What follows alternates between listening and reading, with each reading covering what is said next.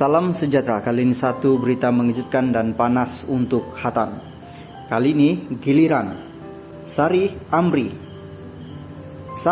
Amri pula keluarkan kenyataan panas. Berita ini saya petik daripada Roti Kaya. Hatan pernah pergi haji, ada gelaran datu, patut kawal cara percakapan Sa'ari Amri. Komposer dan penulis lirik Sa'ari Amri tidak bersetuju dengan tindakan Datuk Hatan, sekolakan penyampai berita ketika siaran langsung baru-baru ini. Memetik Emsa Online, komposer itu berkata, penyanyi itu sepatutnya lebih menjaga percakapan, apatah lagi mempunyai gelaran Datuk. Cara dia cakap tu memang brutal. Dia pernah pergi haji dan haji ada gelaran Datuk. Sepatutnya kawal sedikit cara percakapan tu. Jangan fikir dia tu star. Cakap ikut sedap mulut je, katanya.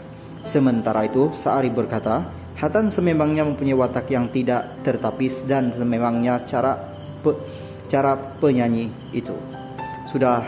Saya sudah lama kenal Hatan dan tahu bagaimana wataknya. Mulutnya memang leser dan tidak bertapis pada saya.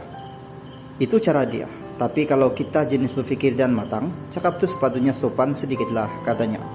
Dalam pada itu, Sa'ari menyifatkan Hatan tidak perlu membuat permohonan maaf kerana ia boleh mencalarkan imej serta reputasinya sebagai penyanyi senior. Bagi saya, dia tak perlu minta maaf sebab tu memang gaya dia. Lagipun kalau dia buat permohonan maaf, kejahatannya akan tercabar. Jadi lebih baik diam saja. Secara pribadi, dia dalam kurungan Hatan. Memang seorang yang susah nak minta maaf, katanya. Dalam pada itu Sa'ari berkata, dia tidak berkecil hati apabila disangka sudah meninggal dunia oleh penyampai berita itu dalam temu bual berkenaan. Apabila membaca berita itu menyebut nama saya, terkejut juga tapi tak sangka masih ada orang ingat saya lagi. Tiada masalah atau tergores hati walaupun nama saya tersalah sebut oleh pembaca berita itu yang menganggap saya sudah tiada. Saya rasa bangga pula sebab sekurang-kurangnya ada yang mengenali Sa'ari Amri, katanya.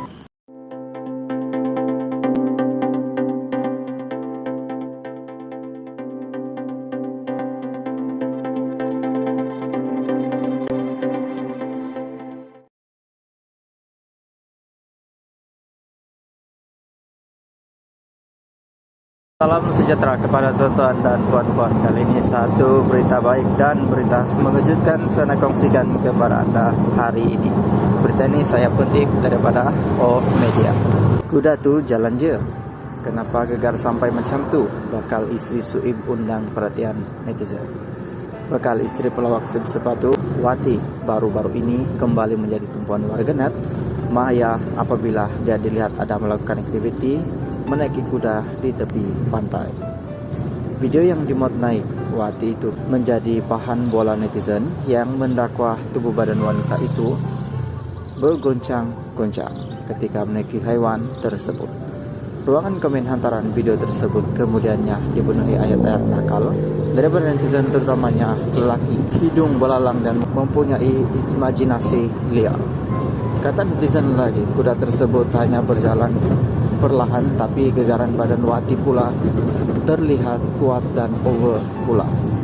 Padahal kuda tu jalan je. Dah kenapa gegar badan tu sampai macam tu? Mak Aina, aku naik kuda tengah berjalan tiada pun berkenyut macam ini. Dalam pada itu ada juga yang mohon agar Suib dapat mendidik Wati ke arah yang lebih baik selepas bernikah nanti.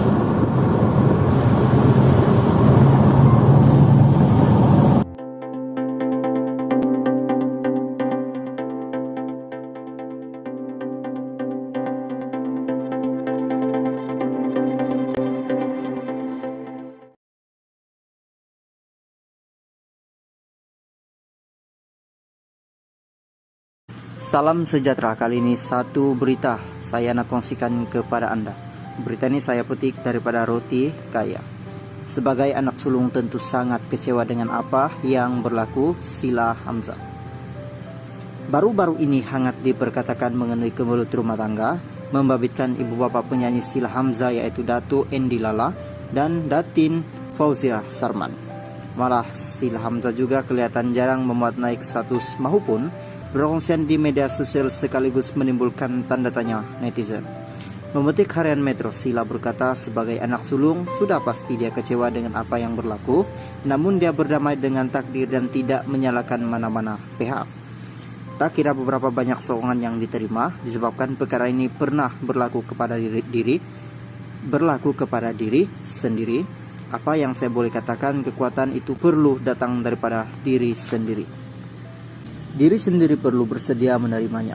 Kita boleh usaha dan ikhtiar mencari kebahagiaan kita, tapi tiada siapa yang dijanjikan kesempurnaan dan keabadian dunia.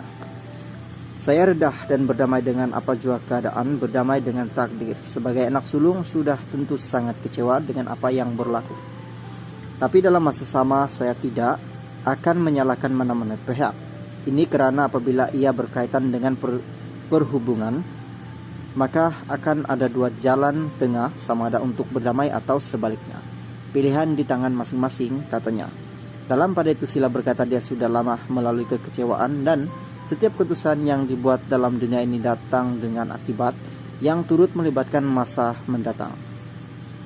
Kita kena menjalani kesan daripada apa yang kita putuskan, kena terima dengan hati terbuka kerana itu pilihan kita. Sebagai anak sulung jujurnya saya dah tiada apa-apa rasa. Saya dah lalih sebab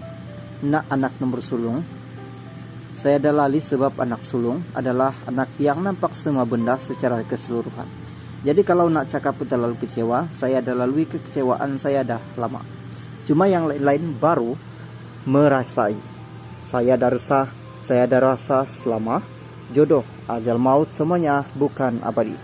Yang saya minta doakan kesehatan keluarga saya, terutama emak. Saya sendiri perlukan doa sebagai tonggak untuk mencari rezeki buat keluarga. Itu saja yang saya rasa boleh menambah baik keadaan, katanya. Terdahulu Sila menafikan wanita bersama Siti Munairah yang didakwa istri kedua bapaknya Andy.